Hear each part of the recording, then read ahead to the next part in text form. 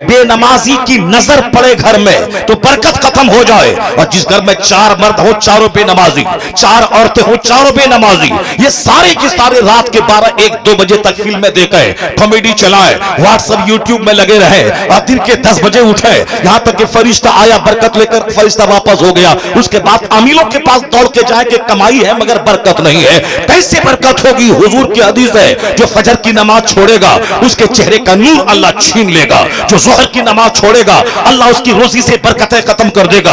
जो असर की नमाज छोड़ेगा अल्लाह उसके बदन से ताकत खत्म कर देगा। चाहे वह रोजाना सेब संतरा का जूस पीता रहे, वह बदन से ताकत खत्म हो जाएगी। जिसको आप देख सकते हैं आज 18 साल का जवान भी हिल रहा है, 25 साल का जवान का चेहरे गाल का गोश्त अंदर धंसा हुआ है, आंखें धंसी हुई है। और बहुत सारे शादी से पहले नामर्द और हिजड़ा हो चुके हैं। मुश्तजनी ने, इखलामबाजी ने, ज़िनाकारी ने, गंदी फिल्मों ने उसे नामर्द और हिजड़ा बना दिया है। दूसरे का क्या बिगाड़ेगा?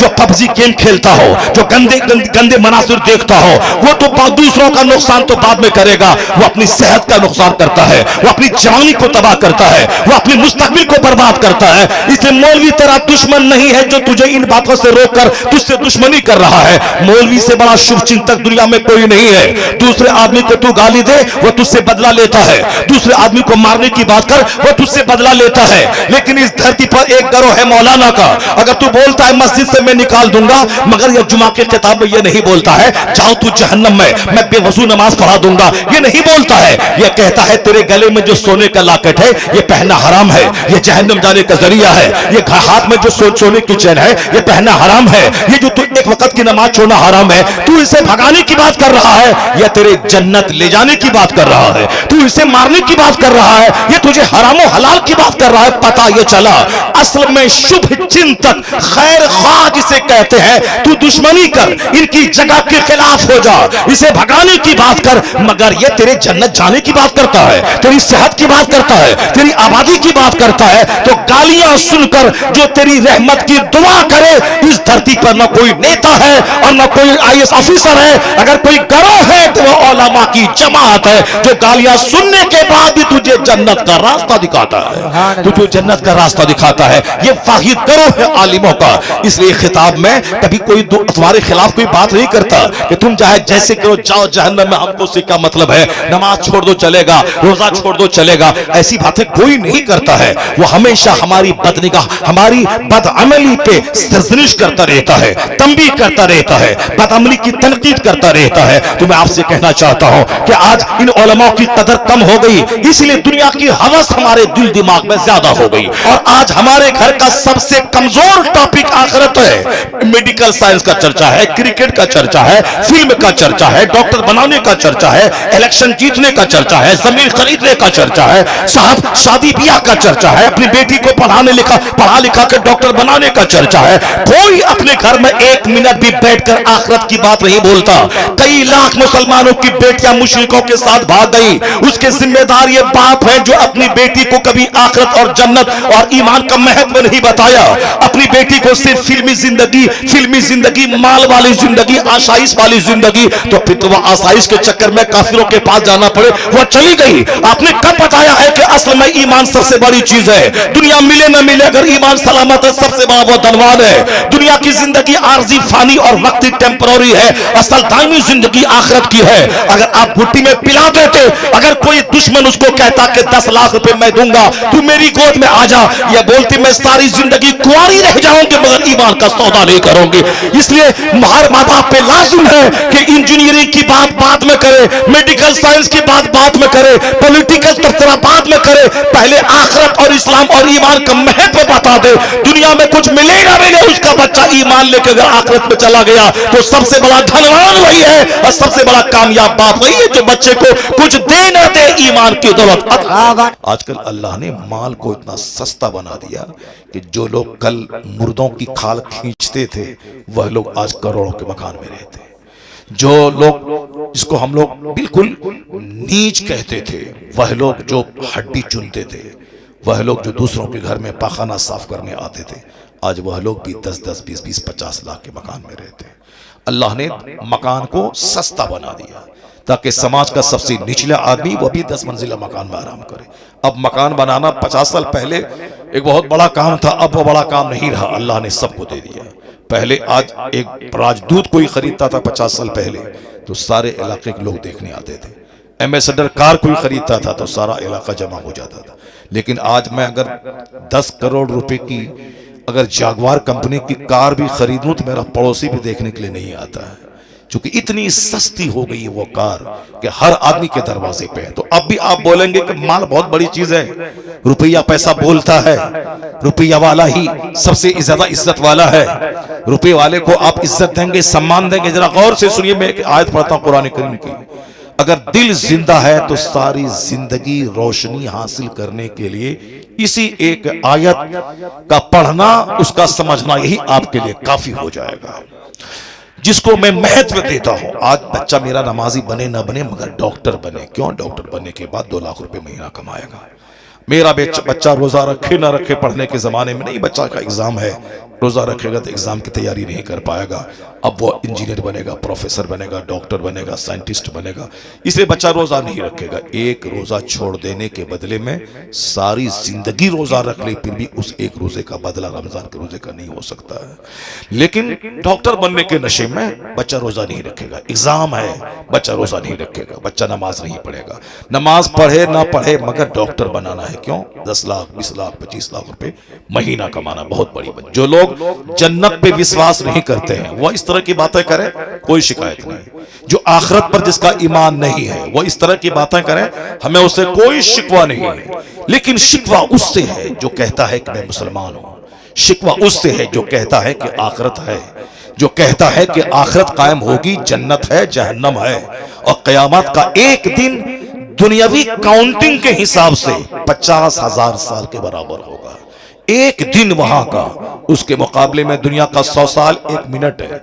मैं डॉक्टर बन गया, 50 लाख रुपए डेली में कमा रहा हूं, फिर क्या होगा? 60 साल के बाद मैं बूढ़ा हो गया, दांत टूटने लगे, आंख की बीनाई खत्म हो गई, घुटने टखने में दर्द है। फिर 70-90 साल की उम्र में हमारे शफीक साहब बर्क जैसा हम बूढ़े हो गए, दाढ़ी के बाल सारे सफेद, बदन हाथ सूख के कांटा हो जाएगा। 100 साल के अंदर फरिश्ता आएगा और फिर कहेगा, बोलेगा चलो अब वहां चलो जहां तुम्हें सदा रहना है। दुनिया का 100 साल कैसे गुजर गया? पूछे बर्क साहब से। राजनीति एक लंबी राजनीति इन्होंने की है, लेकिन कैसा लगा? वो बोलेंगे कैसा लगा जैसे परसों राजनीति में आए और आज बूढ़े हो गए। ये 100 साल की क्या हैसियत है? मौलाना तौसीफ साहब से पूछे हैं कि जनाबे नूह अलैहिस्सलाम कितने दिन तक दुनिया में इस्लाम की तबलीग की? 950 साल। 950 साल के बाद जब वक्त अजल आया, मौत का वक्त आया, फरिश्ते आए, तो पूछा गया कि हुजूर 950 साल यानी अबाउट 1000 ईयर्स, यानी लगभग 1000 साल आप दुनिया में रहे, कैसा रहा, कैसा लगा? आपने क्या कहा? ऐसा लगा जैसे एक मकान है, उस मकान के 2 दरवाजे हैं, एक से घुसा दूसरे से निकल गया। जरा जोर से बोले सुभान अल्लाह। सुभान अल्लाह, सुभान अल्लाह। हम लोग बस मैं डीएम बन गया, ठीक है, मैं 30 साल तक तो पढ़ता रहा, 18 घंटे स्टडी किया, मारे मारे फिरता रहा, और उसके बाद मैंने नौकरी की, डीएम बन गया। ऐसा नहीं कि डीएम बनने के बाद अब घर में बैठे हैं और हर महीने 5 लाख महीना गवर्नमेंट मेरे अकाउंट में डाल रही है और मैं आराम से खा पी रहा, चूंकि मैंने 25 साल 18 घंटे स्टडी करके, मैं मेहनत करके मैं डीएम बन चुका हूं। नहीं, वो डीएम बनने के बाद रिटायरमेंट तक 62 ईयर्स तक उसे 24 घंटे की ड्यूटी करनी पड़ेगी। पूरे हिंदुस्तान में किसी डिस्ट्रिक्ट में वो जाए, जूता पहन के डीएम कभी कभी सोता है, जब कोई आपदा, जब कोई मुसीबत का माहौल रहता है, चैन से नहीं खाता, चूंकि पीएम का फोन उसके पास आता है, सीएम का फोन उसके पास जाता है। पूरे डिस्ट्रिक्ट में कहीं भी कुछ हो, दंगा फसाद, सैलाब, आगजनी, कुछ भी हो, उसी डीएम से हिसाब लिया जाएगा। कैसी पढ़ाई तुमने पढ़ी और कौन नौकरी कर रहा है कि बीवी बाल बच्चे के साथ, कभी केरला, कभी मणिपुर, कभी मेघालय, कभी हिमाचल प्रदेश, और पूरे रिटायरमेंट तक। और जब वो रिटायर किया कितनी उम्र हो चुकी थी? 62 साल। उसके बाद वो उम्र है कि बाल सफेद हो गए, दांत का इलाज, आंख का इलाज, पेट का इलाज, घुटने का इलाज, टखने का इलाज। कौन है जो 50 साल के बाद जो बगैर चश्मे के पढ़ पाता हो? कौन है जो 50 साल के बाद वो 25 साल के जवान की तरह 10 रोटी खा के डेकार लेके पचा लेता हो, लीवर सिस्टम, डाइजेस्टिव सिस्टम चौपट हो जाता है। और 40 साल के बाद घुटने टकने का दर्द आदमी को मफलूज बना देता है। आंख की बीनाई, ऑपरेशन, चश्मा काला पहनना, यह आदमी की आदत सानिया बन जाती है। दांत एक को उखाड़ के नया, 6 महीने के बाद फिर दूसरा दांत उखाड़ने गया, फिर उसको भरना है। यानी ये जिंदगी में 1 दर्जन बीमारी, फिर 70-80 साल हो गए, मौत का इंतजार चली। 100 साल में डीएम बने कि डॉक्टर बने कि अरबपति बने कि बर्क साहब की तरह लगातार 3-4 पीरियड तक एमपी बन के रहे, कि साहब मोदी जी की तरह बिल्कुल प्राइम मिनिस्टर, सीएम रहे गुजरात के और पीएम रहे पूरे भारत के 2024 में, और फिर दोबारा जीतने का प्लान बांधे। कुछ भी करें, 100 साल के अंदर ही अंदर उसे वहां जाना होगा जहां मौत नहीं है, जहां का एक दिन 50,000 साल के बराबर है। दुनिया में आज बीमारी है, कल तंदुरुस्ती। दुनिया में आज गरीबी है, कल मालदारी। दुनिया में आज इज्जत है, कल जिल्लत। दुनिया में आज तंगी है, कल खुशहाली। दुनिया में आज तंदुरुस्ती है, कल बीमारी, या आज बीमारी है, कल तंदुरुस्ती। मरने के बाद ऐसा कुछ नहीं होगा। वहां या तो सिर्फ बाग ही बाग है, जन्नत है सदा खरबों साल, महासंख्यों साल, या फिर आग ही आग है जहां खरबों साल। वहां आदमी मौत ही को ज़बह कर दिया जाएगा। हदीस में आया है कि जन्नती जन्नत में, जहन्नमी जहन्नम में, और दोनों को पुकार के कहा जाएगा, सुनो सारे लोग, सारे जन्नती जहन्नमी बिल्कुल हम दरगोश होकर सुनने लगेंगे। जन्नती इस खौफ से कहीं जन्नत से निकलने का आदेश तो नहीं होगा, और जहन्नमी इस उम्मीद में कहीं इस आग से रिहाई का परवाना तो नहीं मिलने वाला है। सारे जहन्नमी और जन्नती कान लगा के सुनेंगे फरिश्ता क्या कह रहा है। फरिश्ते कहेंगे, जन्नतियों तुम ईमान लाए, तुमने अच्छा काम किया, मुबारक हो, अब जन्नत में सदा रहो, ये नेमत तुमसे छीनी नहीं जाएगी। मौत को ज़बह किया जाता है, मुबारक हो कि अल्लाह ने तुझे जन्नती बना दिया। दुनिया में जवान है मगर बुढ़ापे का अंदेशा है। दुनिया में आज मालदार है, कल गरीबी का अंदेशा है।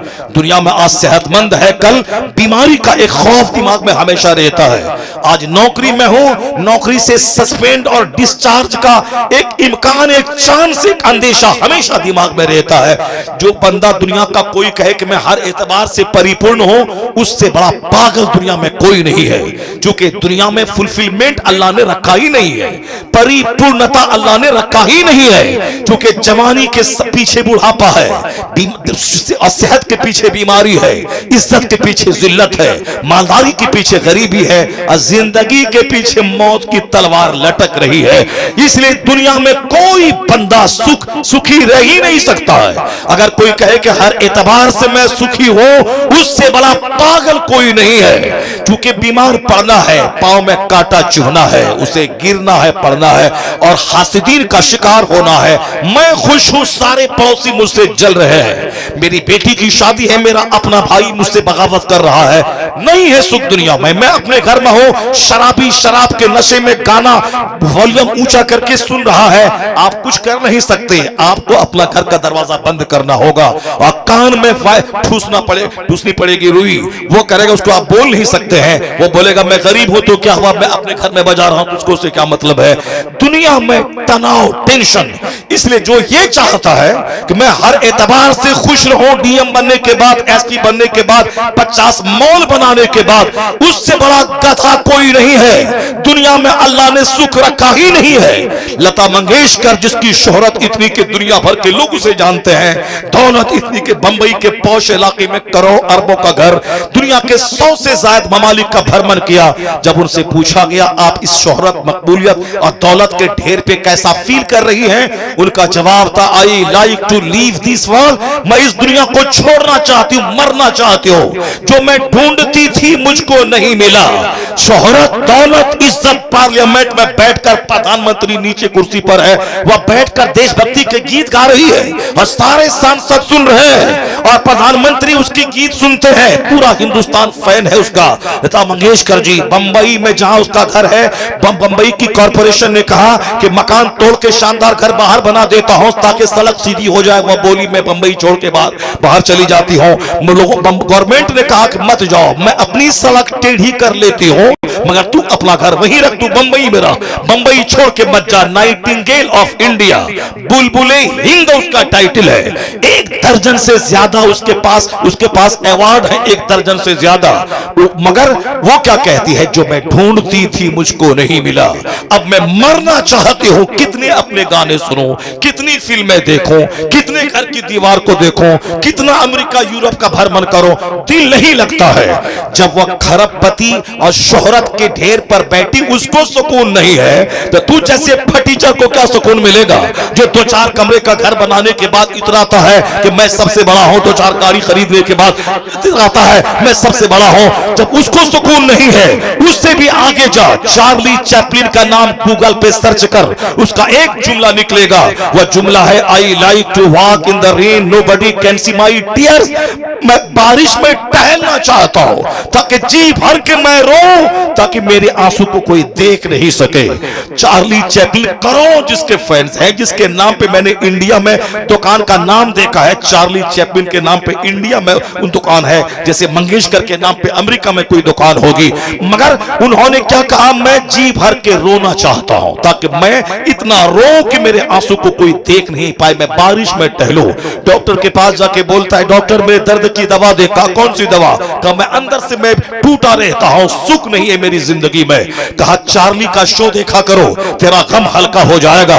कहा डॉक्टर साहब जिसका शो देखने का मशवरा आप दे रहे हैं वो चार्ली कोई दूसरा नहीं, वो तो मैं ही हूं, चार्ली चैपलिन मैं हूं। डॉक्टर खड़ा हो गया, फटी आंखों से चेहरा देखने लगा कि इतनी शोहरतों का मालिक जिसका शो वो खुद डॉक्टर देखा करता था और अपना गम हल्का करने की कोशिश करता था, लेकिन जो करोड़ों को हंसाने वाला comedian, film star, British film star, ये अंदर से इतना दुखी है तो सुख है कहां? किसके पास पीस है, किसके पास हैप्पीनेस है? अल्लाह की कसम नहीं है सुख, तो फिर क्यों हराम खाता है, क्यों नमाजें छोड़ता है? जब सुख है ही नहीं तो क्यों रोजा छोड़ता है, क्यों दूसरों की जमीन पे कब्जा जमाता है? तो सुख है कहां? यही कुरान कहता है, अला बिज़िक्रिल्लाह तत्मइन्नुल कुलूब। जहां सजदा है वहां सुख है, जहां तिलावत है वहां सुख है, जहां जिक्र इलाही है अल्लाह उसी दिल में इतना। नारे तकबीर, नारे रिसालत, नारे हैदरी, नारे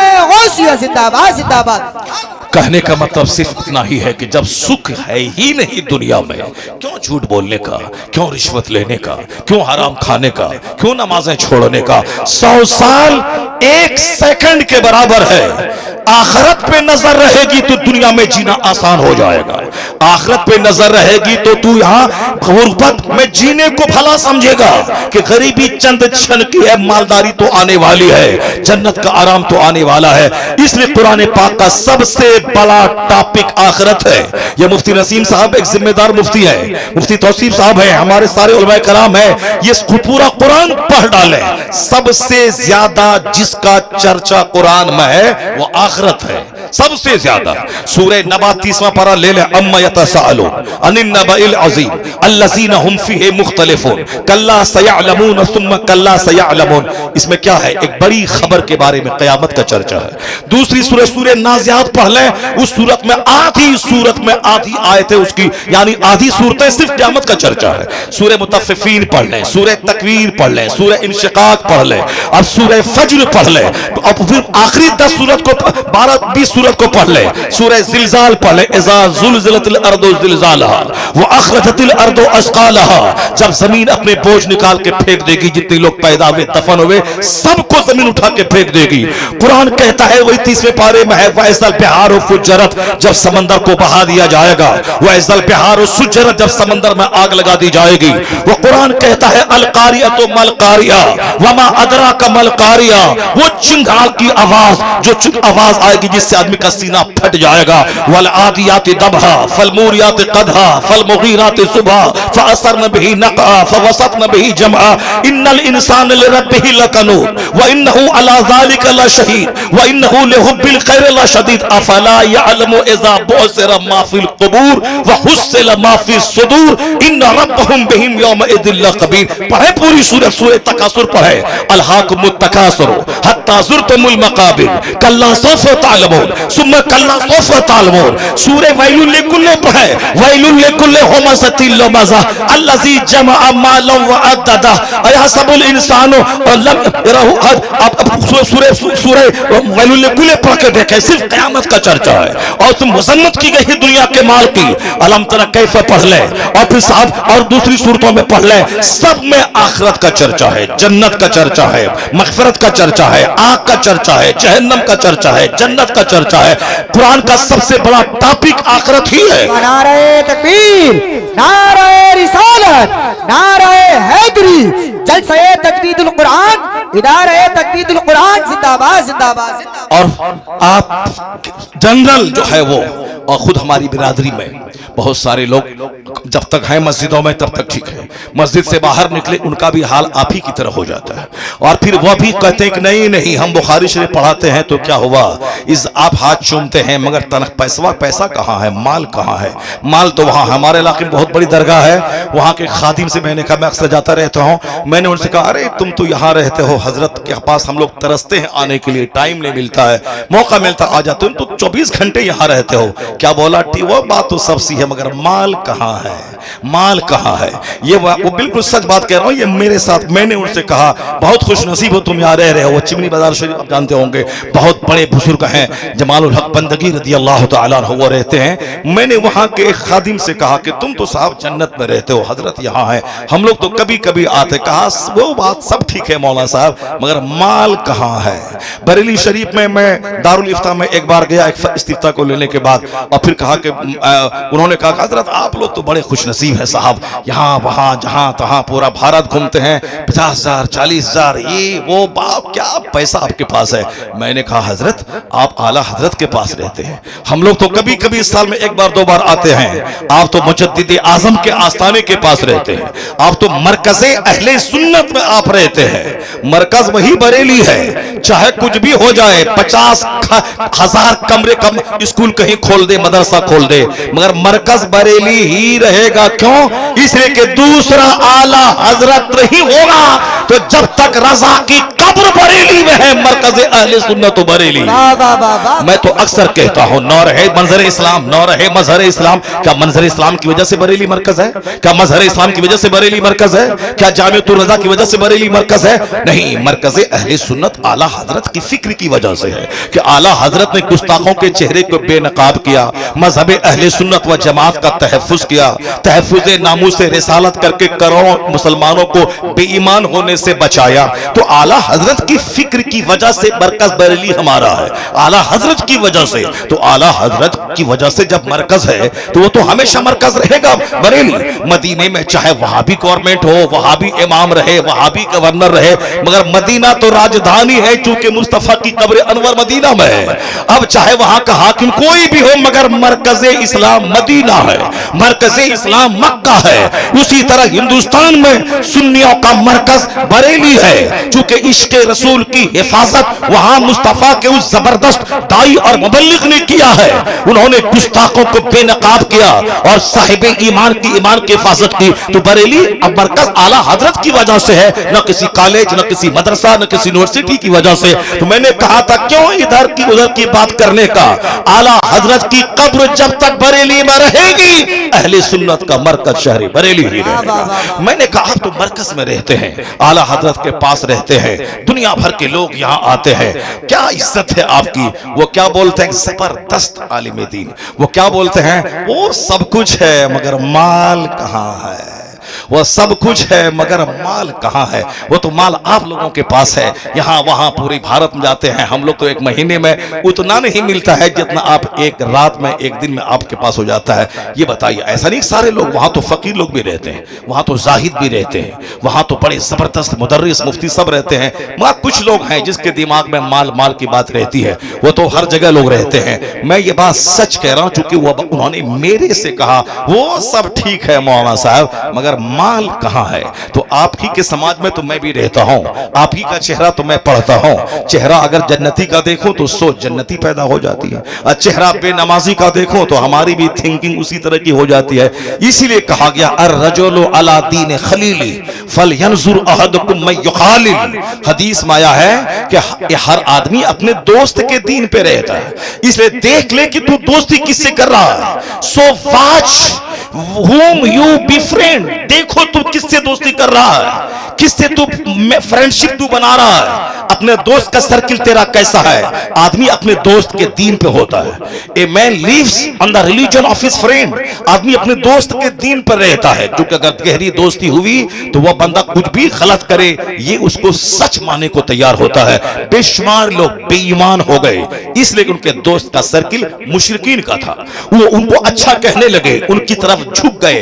पहले तो अच्छा नहीं बोलता है, पहले तो मुस्कुराता है, फिर उसके बाद धीरे धीरे उनके साथ मिलकर खाता है, फिर धीरे धीरे जब मोहब्बत पुख्ता होगी उसके मजहब को भी बुरा कहना छोड़ देता है, फिर धीरे धीरे अपने मजहब को गलत समझकर कुफ्र इख्तियार कर लेता है। इसलिए हुजूर ने कहा अर्रजुलु अला दीन खलीली, आदमी अपने दोस्त के दीन पर होता है। इसलिए देख ले आदमी की दोस्ती किससे कर रहा है। गौसे आजम के पास शिकायत करने वाला है मेरे घर में बरकत नहीं है। आपने क्या कहा? जाओ दरवाजे पे पर्दा लगा दो। कई दिन के बाद कहा हुजूर बरकतें बेशुमार नजर आ रही है, मगर रीजन क्या था कि पर्दा लगाने के बाद बरकतें महसूस हो रही हैं? जवाब मिला कि तेरा घर सड़क के किनारे था, हर आने वाला जाने वाला आदमी उसमें बेनमाजी और फासिक भी रहते थे, उन बेनमाजियों की जहरीली नजर तेरे घर में पड़ती थी, बरकतें चलकर राख हो जाती थी। अब जब तुमने पर्दा लगा दिया है उनकी जहरीली निगाह पर्दे से टकरा के बाहर ही रहती है, अंदर नहीं जाती है, इसलिए अब बरकतें समझ में आ रही है। माल की बात चल रही थी, ये माल के बारे में कुरान करीम की सिर्फ एक आयत में पढ़ता हूं। उस आयत को गौर से आप पढ़ें, अपने बाल बच्चों को बताएं, अपने बाल बच्चों को बताएं कि बरकतें पबजी खेलने में नहीं है, बरकतें नमाज छोड़ने में नहीं है, बरकतें दूसरों बंदों से फ्रेंडशिप करने में नहीं है। बरकत है उसमें जो फजर पढ़ेगा चेहरा मुनव्वर होगा, जो जोहर पढ़ेगा उसके माल में बरकत होगी, जो असर पढ़ेगा बदन में ताकत होगी, जो मगरिब पढ़ेगा औलाद में बरकत होगी, जो ईशा पढ़ेगा नींद में राहत होगी। नींद में राहत चाहिए, औलाद में फरमाबरदारी चाहिए, बदन को ताकत चाहिए, माल में बरकत चाहिए। नहीं है वो नेताओं के दरवाजे पे जाके अपनी चप्पल को घिस कर वहां नौकरी की तलाश में सुकून नहीं, सुकून है नमाज़े पंजगाना पाबंदी से पढ़। हदीस में आया है अल्लाह वहां से रोजी देगा जहां से बंदा सोच नहीं सकता है। अल्लाह वहां से रोजी देगा जहां से बंदा सोच नहीं सकता है। बरकतें तो यहां है, लोग साहब बरकतें एंटी इस्लामिक तरीक़ेकार में तलाश कर रहे हैं। अब जरा गौर से सुनिए, मैं उस आयत करीमा को पढ़ता हूं जिसमें माल की इस कदर जोरदार मुज़म्मत की गई है जिससे बड़ी मुज़म्मत कुछ हो ही नहीं सकती है। उस आयत करीमा को मैं पढ़ता हूं जो चूंकि हमारे नजदीक मकान बहुत बड़ी चीज है, हमारे नजदीक गाड़ी बहुत बड़ी चीज है। अब जरा गौर से सुनिए अल्लाह क्या कहता है, वलौला अयकुना नासु उम्मतन वाहिदा लजअलना लिमन यकफुरु बिर्रहमान वलिबुयूतिहिम सुक़फ़म मिन फिद्दा। सुक़फ़म मिन फिद्दा इसका माने सुनिए अल्लाह क्या कहता है। माल बहुत बड़ी चीज है, माल के लिए ही नमाज छोड़ना है, माल के लिए ही मदरसे में नहीं पढ़ना है।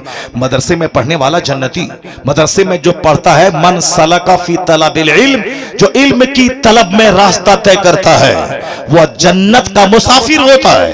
अल्लाह उसको जन्नत की तरफ ले जाता है, अल्लाह उसके गुनाहों को झाड़ देता है।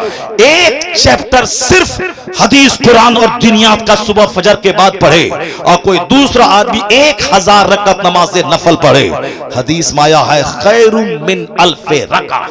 जिसने फजर की नमाज पढ़ी और फिर दीन का एक चैप्टर पढ़ लिया, बाहर शरीयत का, कानून शरीयत का, नूरुल ईसा का, कुदूरी का, शरअ विकाया का, हिदाया का, उर्दू में अनवारे शरीयत का, नमाज रोज़े हज व ज़कात के कवानीन का एक चैप्टर पढ़ लिया।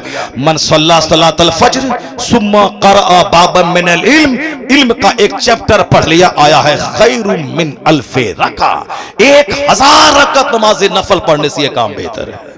और रात के बारे में आया है तदारुसुल इल्म साअतम मिनल लैल खैरुम मिन इहयाइहा, रात में थोड़ी देर इल्म सिखा देना, जैसे मैं सिखा रहा हूं और आप जैसे सीख रहे हैं। इस महफिल के बारे में आया है थोड़ी देर इल्म सिखा देना, सीख लेना, रात भर नफल इबादत करने से बेहतर है। एक बंदा अपने घर में 1000 रकत नमाज नफल पढ़े, एक बंदा आलिम के पास बैठकर कुरान हदीस का एक चैप्टर पढ़ ले, यह पढ़ना पूरी रात जाकर 1000 रकत नमाज नफल पढ़ने से बेहतर है। क्योंकि इल्म से ही यकीन पुख्ता होता है, वरना कम अल्लाह है कि नहीं है, जन्नत है कि नहीं है, क़यामत होगी कि नहीं होगी, ऐसे ही मौलाना साहब लोग बोल रहे हैं, मगर बोलेंगे तो लोग मुंह नोचेगा, निकाह टूट जाएगा, बीवी निकाह से निकल जाएगी। अगर बोला कि क़यामत होगी कि कौन देखा है, वो मौलाना साहब बोलेंगे काफिर हो गया, काफिर हुआ तो बीवी निकल गई, बीवी निकल गई फिर दोबारा उससे सोहबत करेगा, अजनबी औरत की तरह बच्चे पैदा होंगे, वलदुल ज़ना वलदुल हराम। हजारों लोग हैं जो इस तरह की कैफियत में जी रहे हैं। तलाक दे दिया गुस्से में, बोला मौलाना साहब के पास जाएंगे, बोलेगा हलाला करो। अब हलाला करने के लिए दूसरे से निकाह करना होगा, फिर इद्दत गुजरेगी, फिर ये निकाह करेगा, कौन बेइज्जती झेलेगा? बोलो हमने नहीं दिया है तलाक, माशअल्लाह, झूठ बोला दुनिया के लोगों का। जब तुमने इनकार क्या किया है, इंदल्लाह, अल्लाह के नजदीक तो तलाक हो गई, वह बीवी उसकी अजनबी हो गई। अब जब उससे मिलेगा ज़िनाए खालिस, अब जब बच्चे पैदा होंगे वलदुस ज़ना। और बुजुर्गों ने कहा है आखिर जमाने में जब मस्जिदों का एहतराम खत्म हो जाए, मदरसे का एहतराम लूट जाए, अपने बड़ों की इज्जत खत्म हो जाए, आलिमों का अपमान होने लगे, माँ बाप की बेहुरमती होने लगे, नाफरमानी होने लगे, समझ जाना कि नाजायज बच्चों की तादाद में इजाफा हो गया। क्योंकि बेहयाई जुल्म है। अल हयाउ मिनल ईमान वल ईमानु फिल जन्नह, बुखारी और मुस्लिम की हदीस में आया है। अल बज़ाउ मिनल जफ़ा वल जफ़ाउ फिन्नार, हदीस में आया है कि हया, modesty comes from faith and iman is in paradise. A vulgarity comes from crudeness leads to hell. अल्लाह के रसूल कहते हैं हया ईमान की तरफ से आता है, हया ईमान से है और ईमान जन्नत ले जाता है। और बेहयाई जुल्म है और जुल्म जहन्नम की तरफ ले जाता है। बेहयाई गंदी बातें जबान से बोलना, वल्गैरिटी मतलब सिर्फ ज़िना करना ही नहीं है, ज़िना की बातें बोलना, ज़िना का चर्चा करना, गैर औरतों पे तबसरा करना, उनके फिजिकल पोस्चर पे तबसरा करना, उनकी तस्वीरों पे तबसरा करना, और मुस्कुरा के गंदी बातें उस तरह की बोलते रहना, यहां तक कि वो क़यामत की निशानी है। आया हदीस में, कोई रात में अपने घर में बीवी से सोहबत करेगा और दिन में आके दूसरों के सामने बयान करेगा। इस तरह की बेहयाइयां आम हो गई है। जो पर्दे की चीज थी और जो छुपाने की चीज थी उसको लोग छुपा रहे हैं। अगर किसी ने ज़िना किया, ये हराम है, गुनाह है, कबीरा है, जहन्नम जाने वाला काम है, ये काम है, मगर अल्लाह ने पर्दा डाल दिया, उन लोगों ने नहीं जाना। लेकिन अगर वह दूसरों से इसका चर्चा किया कि हमने ऐसा किया था, हमने लेटर लिखा था, हमने एक बात किया था, फिर उसके बाद वो आ गई थी, हमने ऐसा किया था, ये वो गुनाह जो गुनाह पे अल्लाह ने पर्दा डाल दिया, उस गुनाह को अगर बयान कर रहा है, ये बयान करना भी गुनाह कबीरा है और अल्लाह उस पर शदीद अज़ाब नाज़िल करेगा कि मैंने तो तेरे ऐप पे पर्दा डाल दिया था, मगर तूने अपने हाथों से अपनी इज्जत को तार तार कर दिया। बेहयाई जहन्नम की तरफ ले जाती है, या बेहयाई निगाहों की, या बेहयाई ज़बान। क्या हुआ जी? क्या बताइए, उस चाइल्ड के हल्ला कर रही है। ला हौला वला कुव्वता इल्ला बिल्लाह। दरूद पढ़िए, अल्लाहुम्मा सल्ली अला सय्यिदना मौलाना मुहम्मद मअदनिल जुद वल करम व आलिहि व बारिक वसल्लम। उसके सर का बाल देख लीजिए क्या है, वो चाय पिलाने के लिए आ गया है। सर के बाल जलसे में आया है, ये नाटुंगी नहीं है, ये सर्कस नहीं है, ये महफिले नूर है, ये जन्नती महफिल है। यहाँ सर पे टोपियां सजाकर आप एहतराम के साथ बैठे ताकि आज का बैठना उसके लिए कामयाब हो जाए। मगर क्या करें, किसकी बात सुने? जब आलिमों का सम्मान रहता है तो आलिमों के एक जुमले की कदर होती है, और जब आलिम को ही दिल से निकाल के फेंक दे, अब वह कुरान सुनाता रहे मगर लोग उसकी बात नहीं सुनते हैं। इसलिए मैं कभी कभी कहता हूं, अगर तुम बोलो कि नेता लोग झूठ बोलते हैं तो तू काफिर नहीं हो जाएगा ऐसा बोलने से, क्योंकि नेता लोग अक्सर झूठ और किस बयानी से काम लेते हैं। एक नेता कहता है बहुत बात डीएम से नहीं कर रहा है, मैं आपको दिखाने के लिए बोलता है डीएम साहब मैं कल आ रहा हूं, आपके साथ मैं मीटिंग करूंगा। यानी ना डीएम का नंबर है ना बात है, सिर्फ आपको दिखाने के लिए कि हमारी पहुंच डीएम तक है, तक सामने वाला बंदा डर जाए, इसीलिए वह झूठ बोलता है। वो बोलता है प्रधानमंत्री साहब मैं कल दिल्ली आपसे मिलने के लिए आ रहा हूं, फला होटल में बैठ खाना खाऊंगा। सामने बोलेगा अरे इसकी पहुंच प्रधानमंत्री, हाँ ये देखो नंबर देखो प्रधानमंत्री का, मैं उसी से बात कर रहा था। इस तरह की झूठ की खेती तो होती रहती है, नेतागिरी में झूठ की खेती होती रहती। सच्चे लोग बहुत हैं, उनकी बात मैं नहीं करता, मगर उन झूठों की बात मैं कर रहा हूं। अगर मैं ये कह दूं तेरा बच्चा अगर जान ले कि नेता झूठ बोलता है, वह भाषण दे, वह बोले कि मैं संभल की सारी सड़कें बना दूंगा, 1 लाख बच्चों को नौकरी दिलवा दूंगा, अगरचे वो दिलवा देगा, अगरचे वो सड़कें बना देगा, लेकिन अगर बोलेगा आदमी सामने वाला कि ये झूठ बोल रहा है, अगरचे वो सच बोल रहा है, ये काफिर नहीं होगा। लेकिन अगर तुम अपने बच्चों के दिमाग में तुमने ये बात डाल दी कि मौलानाओं के चक्कर में मत पड़ना, ये लोग सिर्फ अपने फायदे के लिए ये झूठ बोलते रहते हैं, अगर आपने बच्चों को बता दिया कि मौलाना झूठ बोलता है तो कितना बड़ा नुकसान है उसका। मौलाना जुमा के दिन कुरान की आयत पढ़ेगा, क्योंकि आपने बच्चों को बता दिया है कि मौलाना सब झूठ बोलता है, वह बच्चा बोलेगा ये झूठ बोल रहा है, ये अपने मतलब की बात बोल रहा है। वह बोलेगा हुजूर ने ये कहा, बुखारी और मुस्लिम हदीस में आया है, वह बच्चा बोलेगा ये मौलाना सब झूठ बोल रहा है, मैं कुरान पढ़ रहा हूं, वह झूठ कह रहा है। अब आप बताएं कि कुरान को झूठ कहने वाले का ईमान कहां बचा, उसका ईमान खतरे में पड़ जाएगा। इसलिए नेता के बारे में अगर दिमाग में बात बैठ जाए या झूठ बोलता है, अगरचे वह सच बोले मगर उससे ईमान को खतरा नहीं है, लेकिन आलिम रब्बानी के ताल्लुक से अगर यह बात दिमाग में बैठ जाए, यह झूठ बोलता है, अपने बच्चों को बैठा दें, उसके ईमान के लुट जाने का अंदेशा है। इसलिए कभी भी बच्चों के सामने आलिमों की तौहीन में जुमले न बोले, आलिमों की शान के खिलाफ जुमले न बोले, यह ना बताए कि यह सब अपना मतलबी होता है, यह मदरसा ने अपनी दुकान खोला है, यह अपना काम चमकाने के लिए कर रहा है, घर से भीख ही मांगना है, कोई दूसरा काम कर लेता, बिजनेस कर लेता। इन जैसा जवान फैक्ट्री में 25-25 हजार रुपए महीना कमा रहा है, 1-2 साल कोई हुनर सीख लिया है, 25,000 महीना कमा रहा है, फिर ये 10,000 6,000 रुपए महीने में ये क्यों मारे भीख मांगेगा। ज़कात दें, फितरा दें, चरम कुर्बानी दें, अब 50 बच्चों को लाके मेहमान रसूल को बना के लाके उसको खाना खिलाएं, मुदर्रिसिन की तनख्वाह दिलाएं, फिर मदरसे की जमीन खरीदें, फिर उसकी इमारत बनाएं, दूसरे मुदर्रिसिन की तनख्वाह दें। इतना काम करना था, खखेड़ मोड़ लेना था, गाली गलौज सुनना था, पैसा कमाना ही था, ये दूसरा काम कर लिया होता, बिजनेस कर लिया होता। लेकिन संजीदा किस्म के उलमा को मैं दाद देता हूं, उसे धन्यवाद कहता हूं, 1000 गाली दे, गाली सुन के दीन का काम कर। अगर आज मस्जिदें बची है, खिताब बचा है, दीनदारी बची है, कुछ भी इस्लामी रस्म रिवाज बचे हैं, एहसान इसी उलमा का है जो गालियां सुनकर कॉलेज नहीं खोला है, सबसे बेहतरीन दरसगाह तजवीदुल कुरान खोलता है, दरसगाह तालीम कुरान खोलता है, क्योंकि कुरान पढ़ने वाला सबसे सुपीरियर है। तो जिस जगह कुरान पढ़ाया जाए वह दरसगाह भी सबसे सुपीरियर है, वह दरसगाह मेडिकल कॉलेज से बेहतर है, वह दरसगाह ITI कॉलेज से बेहतर है, क्योंकि हुजूर ने कहा कुरान पढ़ाने वाला सबसे बेहतर है। तो जिस जगह कुरान पढ़ाया जाए वह जगह सबसे बेहतर है। ये मुसीबत उठा करके मदरसा चलाते हैं, पर हम क्या कहते हैं, ये अपने मतलब का काम कर रहा है, ये अपनी दुकान खोले हुआ है, ये अपना कारोबार कर रहा है। जवान आदमी वह तो इतनी मेहनत अगर बिजनेस में करे तो खूब डेवलप कर सकता है, लेकिन चूंकि दिमाग में एक नशा है, अगर मैं भी मदरसा छोड़ दूं, मैं भी मदरसा मत चलाओ। डॉक्टर को कहां मदरसा चलाने की फिक्र है, इंजीनियर को कहां मदरसा चलाने की फिक्र है, अरबपति को कहां मदरसा चलाने की फिक्र है। वो तो कॉलेज खोलेंगे, बिजनेस करेंगे, पैसा कमाएंगे। ये बता दे कि हाफिज कहां से पैदा होंगे, इमाम कहां से बनेंगे, खतीब कहां से बनेंगे, मुदर्रिस कहां से बनेंगे। इसलिए वो आलिम का पांव धो के पी लेना चाहिए जो अपनी ख्वाहिशात को पांव के नीचे रौंद कर भीख मांग कर कुरान हदीस के इल्म को जिंदा रखे हुआ है। वो सम्मान के काबिल है, ना कि अपमान करने के काबिल है। हम लोगों ने अपने बच्चों को इससे दूर करते हुए इसी तरह की गंदी गंदी बातें शुरू कर दी। ये अपनी दुकान चमका रहा है, ये अपने मतलब की बात कर रहा है। अगर हम कोई खिलाफे तकवा भी कोई काम करें, उसको लोग एक बहुत बड़ा बवंडर बना देते हैं। इतना बड़ा मौलाना ऐसा काम करना चाहिए जो काम के करना अगर मकरूह है भी, मगर वो हराम नहीं है। नमाज छोड़ना हराम है। जो अब 15 साल से 25 साल की उम्र तक नमाजें छोड़ रहा है, रोजाना 5 वक्त गुनाह कबीरा कर रहा है, वह नमाज पंजगाना छोड़ना जो शराब पीने से भी बड़ा गुनाह है। क्योंकि 10 साल कोई शराब पिए तौबा कर ले, अल्लाह माफ कर देगा। लेकिन जिस पर नमाज फर्ज भी 15 साल में, वह नमाज शुरू करता है 30 साल में, वह चाहे 50 हज क्यों ना कर ले, ये 15 साल की नमाज उसके जिम्मे कज़ा है, उसे अदा करना ही पड़ेगा।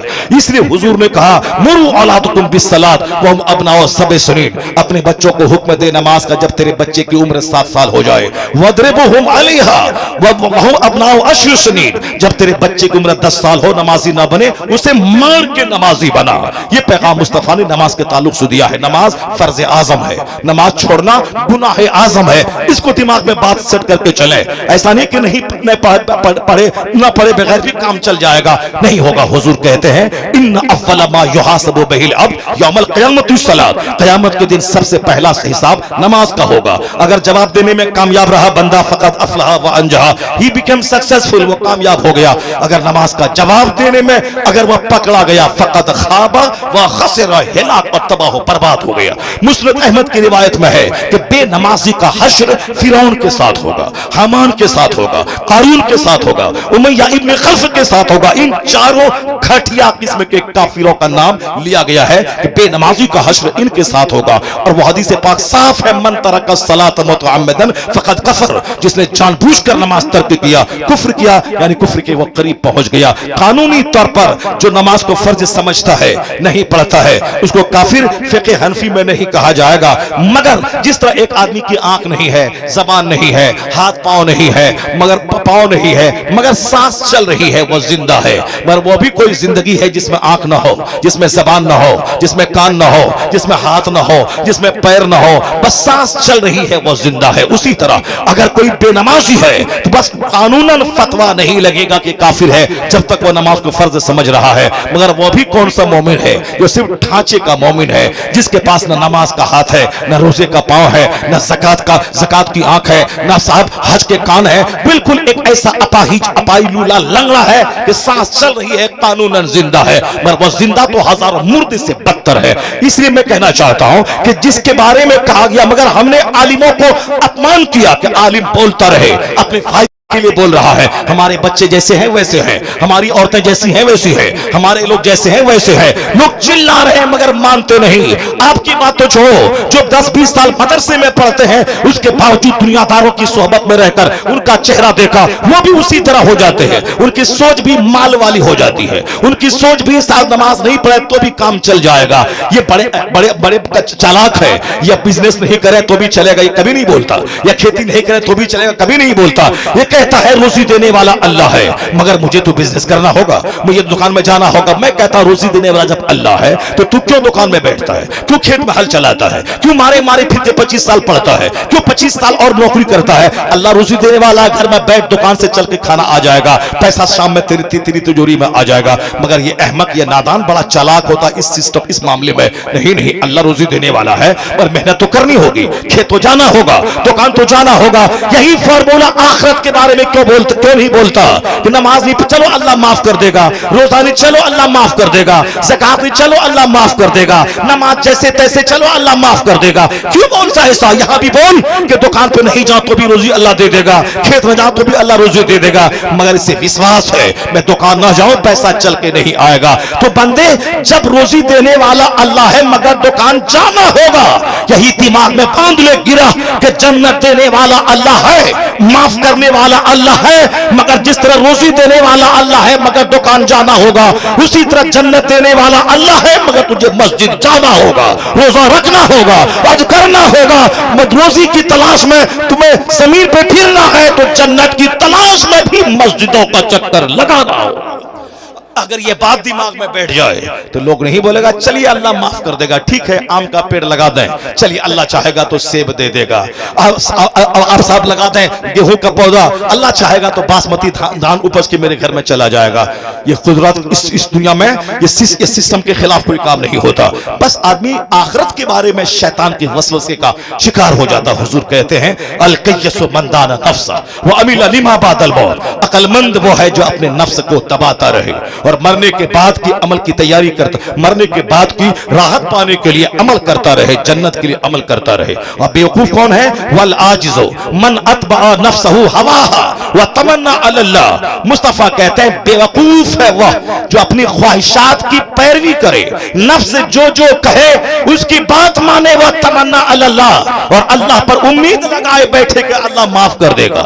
गुलामी नफ्स की, शैतान, शराब पियो तो पियो, जिना करो तो करो, झूठ बोलो तो बोलो, बस आवारागिर्दी करो तो करो, दूसरों की जमीन पर कब्जा करो तो करो, सूद खाओ तो खाओ, सब चलेगा, अल्लाह माफ कर देगा। हुजूर कहते हैं बेवकूफ है वो जो नफ्स की पैरवी करता हो और फिर उम्मीद लगा के बैठा हो कि अल्लाह माफ कर देगा। कुरान पाक की उस आयत का तर्जमा मैं करता हूं, फिर अपनी बात खत्म करता हूं। चूंकि दिमाग में बातें बहुत सारी थी, मैं सोचा था कि कम से कम 4 आयतों को पढ़कर, और जो साइंटिफिक तहकीकात दुनिया में हो रही हैं और जिसे पढ़ पढ़ के बड़े बड़े वैज्ञानिक मोमिन बने, कुरान पाक के इन एजाज को मैं बयान करूं, मगर चूंकि अब वक्त नहीं है, नहीं बयान कर पाऊंगा। मगर मेरे मौजू से रिलेटेड वो आयत तो सुन ही लीजिए आप, चाहे पुलिस वाला कुछ भी बोले, चाहे माइक बंद हो जाए, मगर इसको तो सुन ही लीजिए आप। इस आयत करीमा को सुन लीजिए। सुनेंगे आप नहीं सुनेंगे? आप लोग सुनेंगे ना?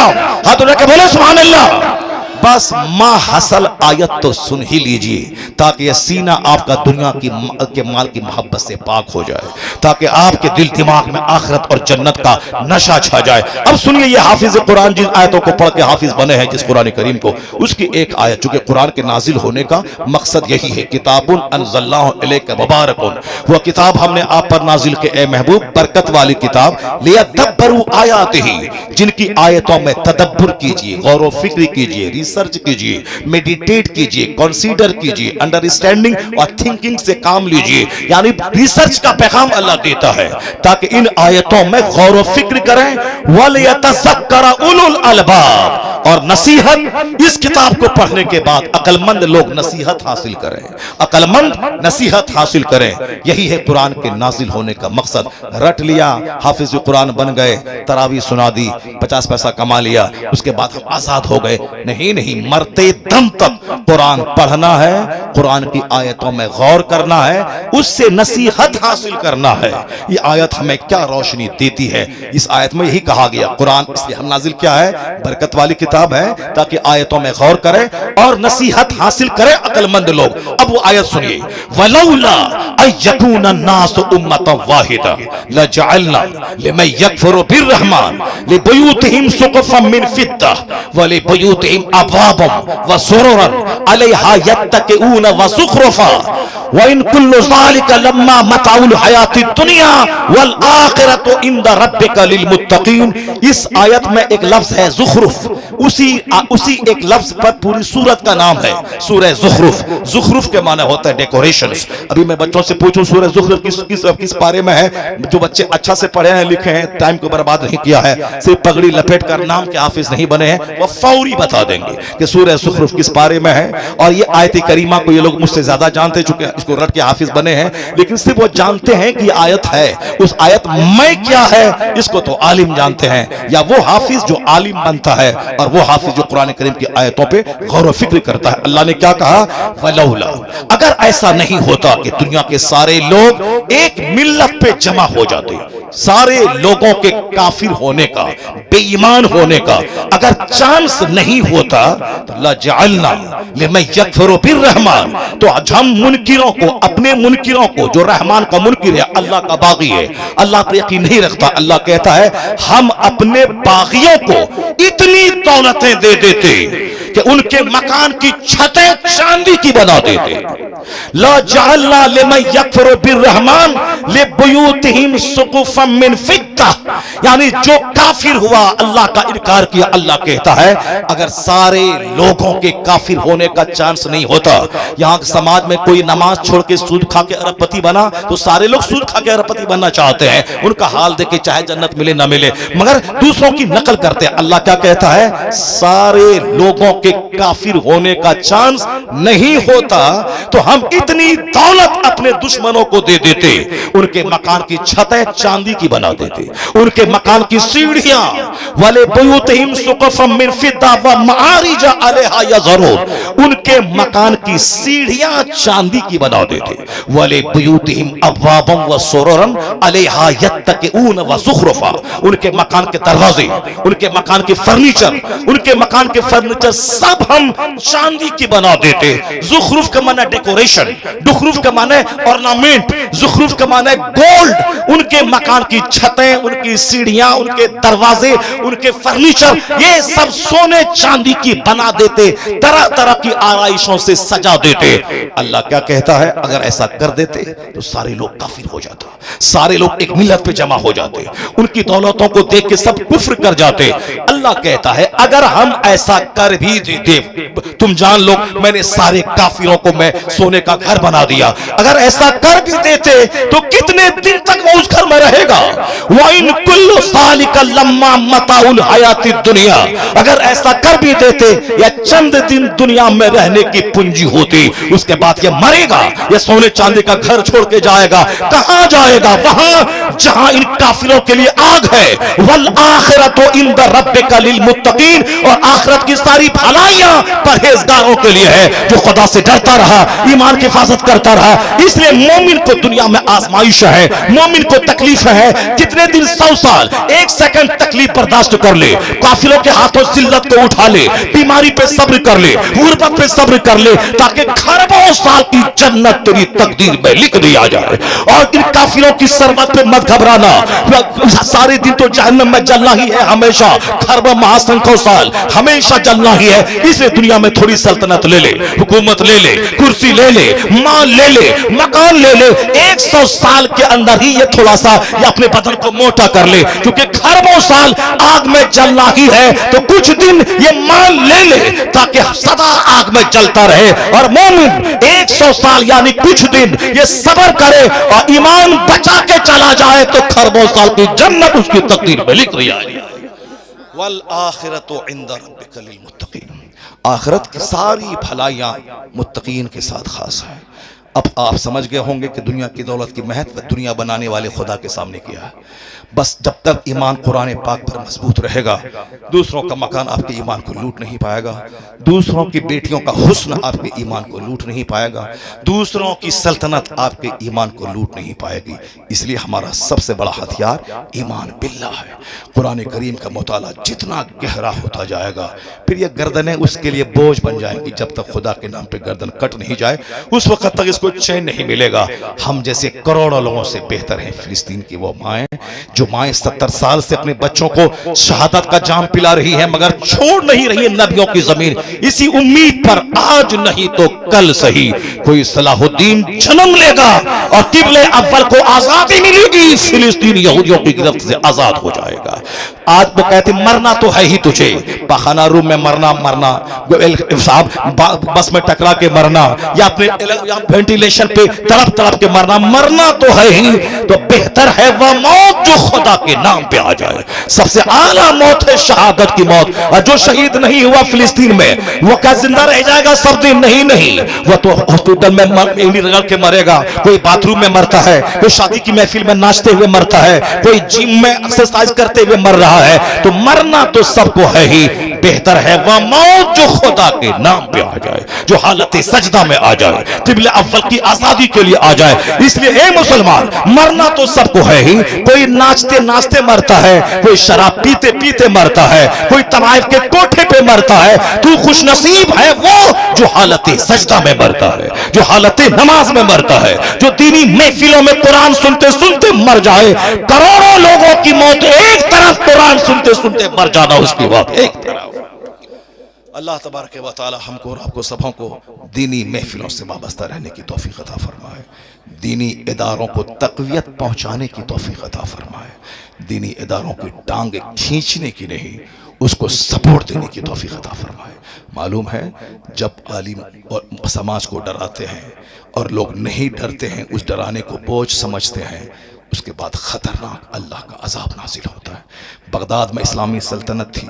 एक मजजूब बुजुर्ग कहते थे, ए शराबी मुसलमान, क्यों अल्लाह के अजाब को दावत दे रहा है? ए बेनमाजी, डर मैं देख रहा हूं बगदाद की गलियां खून में रंगने वाली हैं, खून की नदी बहने वाली। लोग कहते थे हा ये मजजूब है, किस तरह की बातें कर रहा, पागल है, छोड़ो हटाओ। लेकिन जब अपनी बात को नहीं बंद किया तो लोगों ने गाली देनी शुरू की। जब बात नहीं बंद की, लोगों ने मारना शुरू किया। जिस दिन वह मजजूब को मार दिया, उसको मार मार के मार दिया, दूसरे ही दिन तातारी काफिर पूरे बगदाद पर मुसल्लत हुआ। 70,000 मुसलमानों को काट के उसकी खोपड़ियों का मीनार बना के उस पर बैठ के तातारी शराब पीने लगे। मस्जिदें बर्बाद हो गई, मदरसों को उजाड़ दिया, मालदार से लेके गरीब सबों को काट दिया। बगदाद की नदी, नाले, तालाब सब खून से भर गए।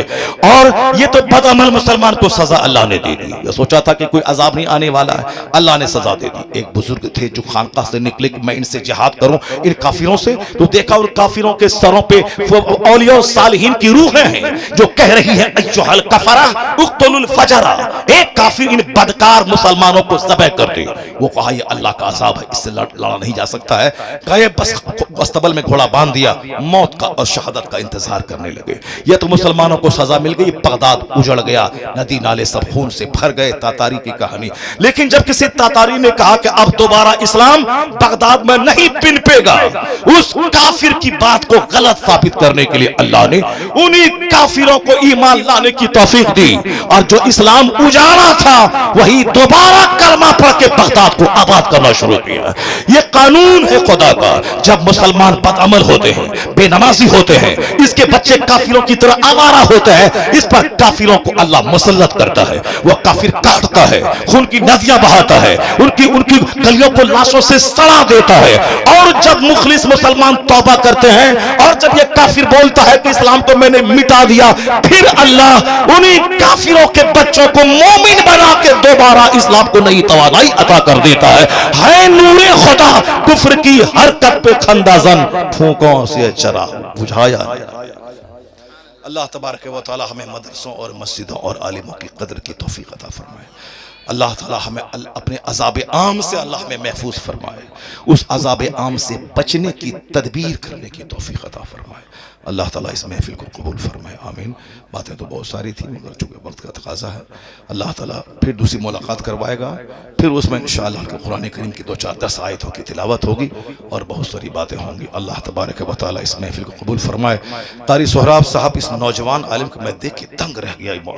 इसको अब साहब बेशुमार ख्वाहिशात होती, घर मकान गाड़ी दुकान की, कुछ नहीं, सारी ख्वाहिशात को मार के उसने यहाँ इस जंगल में एक मंगल शुरू कर दिया है, इदारे तजवीदुल कुरान कायम किया। मैं देखा खूबसूरत इंतजाम रहने सहने का, सब देखकर बाग बाग दिल होगा। अगर सारे नौजवानों के सीने में इदारा चलाने की तो इसी तरह की मोहब्बत अगर पैदा हो गई तो फिर क्या होगा? हमारे इदारे बंद नहीं होंगे, रोजाना नए इदारे खुलेंगे। लोग मदरसा बंद करना चाहेंगे, इधर हजारों मदरसों के दरवाजे खुलेंगे ताकि दुनिया जान ले कि कुरान की तालीम न कभी बंद हुई है न कभी बंद होगी। कुरान हमेशा पढ़ा जाता रहे, आ रहा है, क़यामत तक पढ़ा जाता रहेगा।